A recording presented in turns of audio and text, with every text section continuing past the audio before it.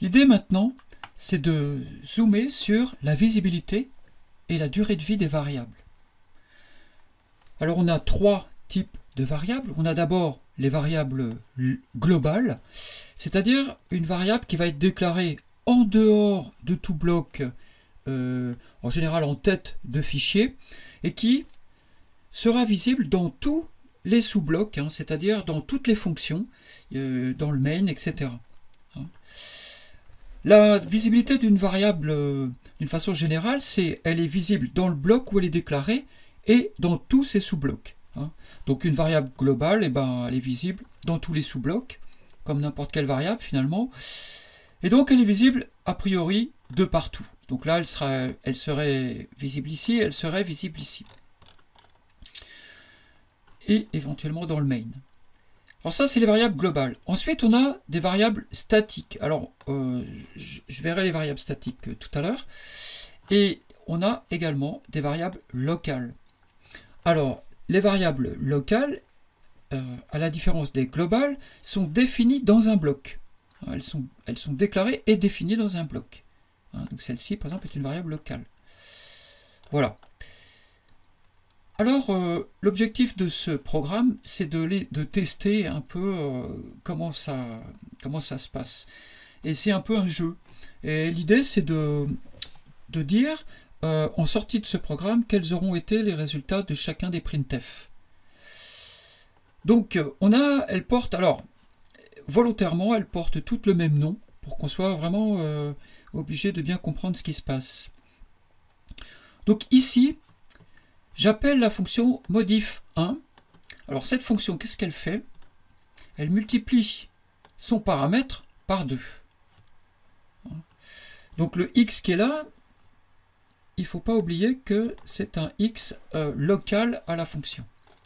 Donc, quand je l'appelle ici, le x que je passe, le seul visible actuellement, là, c'est celui-là. Donc je passe 1 au paramètre de la fonction, donc au x local à la fonction. Dans la fonction, je le multiplie par 2, mais celui-là, j'y touche pas. Donc ici, j'imprime 1.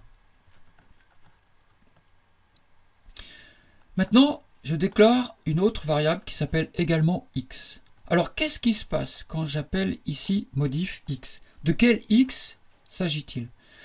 Alors, Visual Studio nous donne la réponse. Il nous donne la réponse avec les encadrés en bleu. Mais le principe, c'est que le compilateur, quand il voit cette variable x, il prend la première, quand il la voit ici, il prend la première qu'il trouve, la première déclaration de cette variable qu'il trouve en remontant. Donc la première, c'est celle-là. Et du coup, celle-ci va masquer celle-là. Donc celle qui est en haut, la variable globale, sera masquée par cette locale. Et à partir de maintenant, on ne pourra finalement jamais accéder à la variable globale dans la suite de ce programme. Donc là, je passe 5. Mais en réalité, je copie 5 dans le paramètre de la fonction et je multiplie le paramètre, la valeur du paramètre par 2. Donc je ne touche pas à cette variable ici locale. Donc là, c'est sans effet. Sans effet ici. Voilà, donc sans effet. Je peux le recopier, je peux le mettre en fait à chaque modif 1. Aucun des modifs 1 ne peut n'accède finalement, enfin n'a d'effet sur les variables qui sont ici. Modif 2, par contre, il a un effet. Qu'est-ce qu'il fait, modif 2? Modif 2, il multiplie par 2 x, et de quel x s'agit-il? C'est pas un paramètre. Le seul qui soit visible ici, c'est la variable globale. Donc là, ça veut dire que la variable globale x qui est ici est multipliée par 2. Donc ici, on va marquer que global égale 2. À partir de maintenant, si la variable globale est égale à 2. Mais comme on ne peut pas y accéder, de toute façon, on ne pourra jamais l'afficher. Donc ici, quel est le x que je peux que je vois, qui est accessible, c'est celui-là. Donc là, on affiche 5.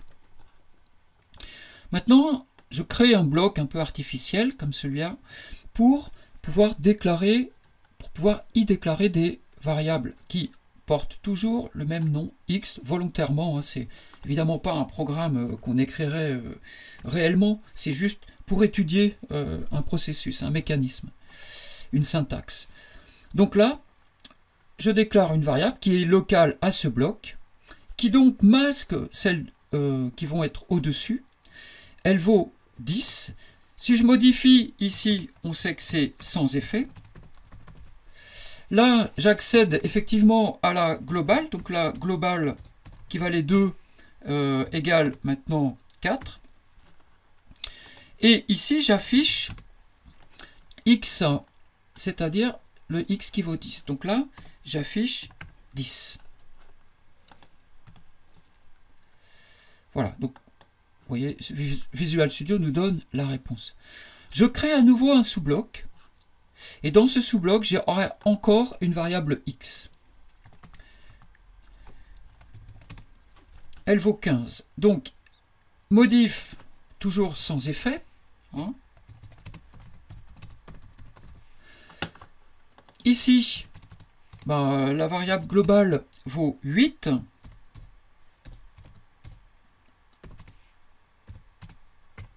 Égale 8, donc là j'ai oublié le E. Voilà. Et quand j'imprime 15. Hein, je vais les mettre un peu plus en retrait pour qu'on les voit mieux. Voilà, 15. Ça, je l'enlève. Ici, je fais x++. De quel x s'agit-il? Il s'agit de celui-ci. Hein. Donc x++, là, ça fait 15. Et là, je vais... pardon, ça fait 16. Et là, donc, j'imprime 16. Donc là, sans effet. Ici, la globale, donc la globale, elle vaut 8 fois 2, elle vaut 16. J'affiche le x. Alors, le x qui est là, c'est celui du bloc dans lequel je me trouve. Donc, c'est celui qui était ici. Donc, 10. Alors, je me suis trompé. Non, je ne me suis pas trompé. Donc, 10. Donc, ici, c'est sans effet. Global vaut 16. J'imprime ici 10. Là, je le décrémente de 1. Le même x, donc qui vaut 10, maintenant, il vaut 9. Et là, j'imprime 9. Maintenant, ce x-là, c'est celui du bloc dans lequel il est déclaré. Donc, c'est celui-là. Il vaut 5. Et on n'y a pas touché depuis. Il vaut 5. Donc, quand j'arrive ici, je fais 5 plus 7. Ça fait 12. Divisé par 2, ça fait 6. Et donc là, sans effet, là, la globale vaut 32.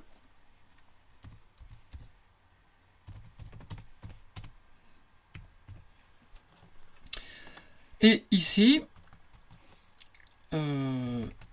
j'affiche 6. Voilà. Alors on verra pour la variable statique après. D'ailleurs, je vais mettre en commentaire.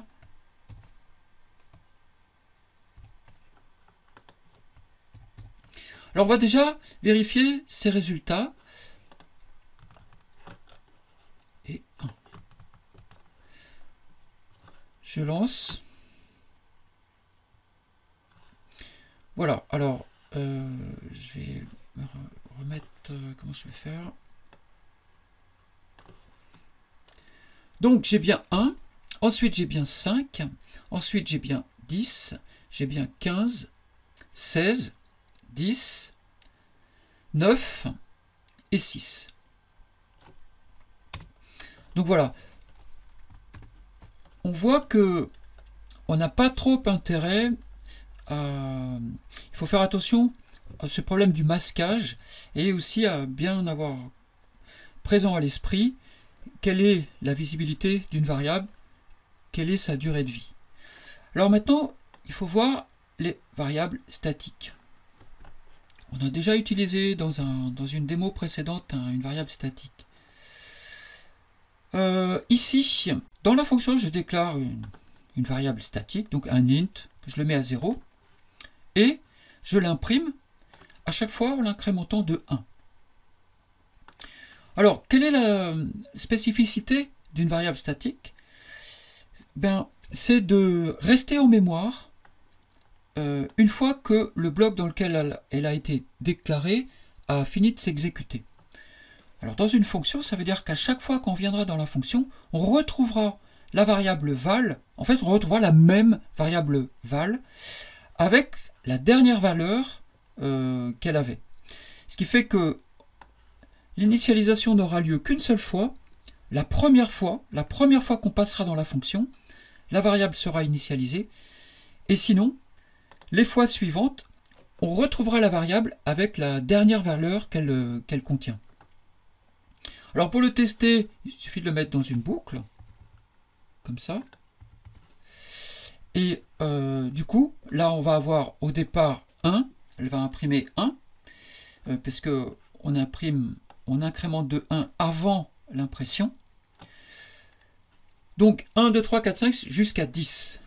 Donc je vais le compiler voilà, et le lancer pour le vérifier. Voilà, 1, 2, 3, 4, 5 jusqu'à 10. Donc une variable statique, ça peut être pratique dans certaines situations, pour cette raison-là. Les propositions de mise en pratique peuvent se résoudre de tête, ici. Donc, par exemple, quel résultat donne le programme suivant? Donc on a des embûches, évidemment, un peu comme celle qu'on vient d'étudier. Et puis ici, pareil, de tête, quel résultat donne le programme suivant? Donc, on a deux fonctions, on a des variables globales, des variables locales, elles portent le même nom, etc. Donc voir si on est bien au clair sur ces questions. L'exercice 3, même principe. Donc à chaque fois, il y a des choses trappes. Et l'exercice 4, alors là, il s'agit de réécrire la fonction wait, pour bloquer le programme, ou pour déclencher une action tous les NB millisecondes, mais sans arrêter le programme. Alors là, ici, il y a deux solutions, en fait. Vous pouvez soit... je ne vous les donne pas, mais il y a deux solutions.